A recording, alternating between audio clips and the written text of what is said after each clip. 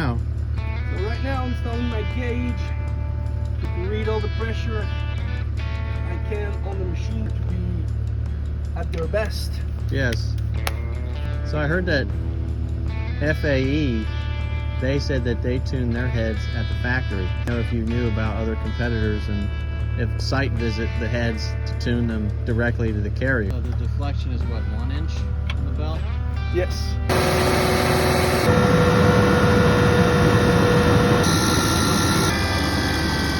Return pressure is too high, you lose power, and if it's too low, you lose recovery. Here we go.